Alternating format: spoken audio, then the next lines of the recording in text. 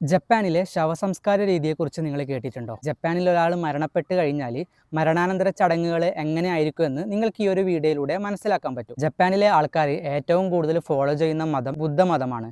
അതുകൊണ്ട് തന്നെ മരണാനന്തര ചടങ്ങുകളിൽ ഏറ്റവും കൂടുതൽ അവർ ഫോളോ ചെയ്യുന്നത് ബുദ്ധമതത്തിൽ നിന്നുള്ള ആചാരങ്ങളാണ്. എങ്ങനെയാണ് ഈ ഒരു മരണാനന്തര ചടങ്ങുകൾ എന്ന് നോക്കാം. ജപ്പാനിൽ ഒരാൾ മരണപ്പെട്ട് കഴിഞ്ഞാൽ 24 മണിക്കൂറിന് ശേഷം മാത്രമേ ചടങ്ങുകൾ ദഹനപ്രക്രിയകളൊക്കെ നടത്താൻ പാടുള്ളൂ എന്നാണ് ജപ്പാനിലെ ഗവൺമെൻറ് റൂള്. ഒഫീഷ്യലായിട്ടുള്ള ഡെത്ത് കൺഫേം ചെയ്യാൻ വേണ്ടിയിട്ടാണ് ഈ ഒരു നിയമം വന്നത്. ഗവൺമെൻറ് പ്രൊസീജിയേഴ്സൊക്കെ കഴിഞ്ഞതിന് ശേഷം വീട്ടിലേക്ക് അവർക്ക് ബോഡി കൈമാറും. അതിനുശേഷം മാത്രമാണ് ചടങ്ങുകൾ ആരംഭിക്കുന്നത്.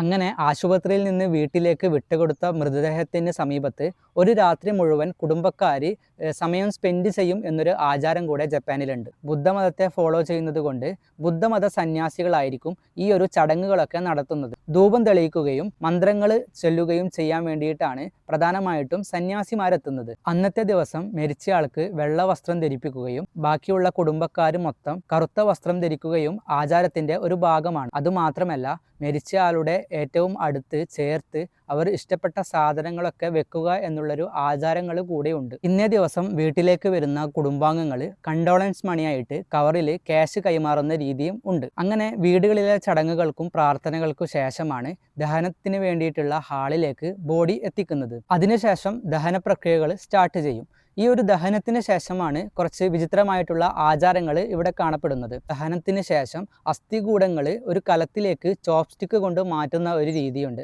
ഒന്നോ രണ്ടോ കുടുംബക്കാർ കൂടിയിട്ട് ചോപ്സ്റ്റിക്ക് കൊണ്ട് കാലിൻ്റെ അസ്ഥി മുതൽ തലയോട്ടി വരെയുള്ള അസ്ഥികളിൽ നിന്ന് കുറച്ച് ഭാഗങ്ങൾ ഒരു കലത്തിലേക്ക് മാറ്റിയിട്ട് ആ ഒരു കലം അവരുടെ വീടുകളിലോ അല്ലെങ്കിൽ സെമിത്തേരികളിലോ സൂക്ഷിച്ചു വെക്കുന്ന ഒരു പതിവുണ്ട്. ഇങ്ങനെയുള്ളൊരു ആചാരം നിലനിൽക്കുന്നത് കൊണ്ട് തന്നെ ചോപ്സ്റ്റിക്കിൽ നിന്ന് ഒരാൾ മറ്റൊരു ചോപ്സ്റ്റിക്കിലേക്ക് ഭക്ഷണം കൈമാറുന്നത് റൂഡായിട്ടാണ് കാണപ്പെടുന്നത്.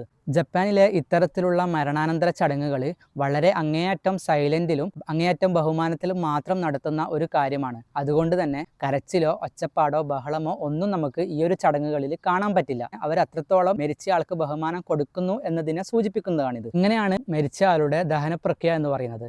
ഇതിനുശേഷം ഇവർ മരിച്ചയാളുടെ ഫോട്ടോ വെച്ചിട്ട് ഒരു പ്രാർത്ഥനാ സ്ഥലം അവരുടെ വീടുകളിൽ ഒരുക്കാറുണ്ട്.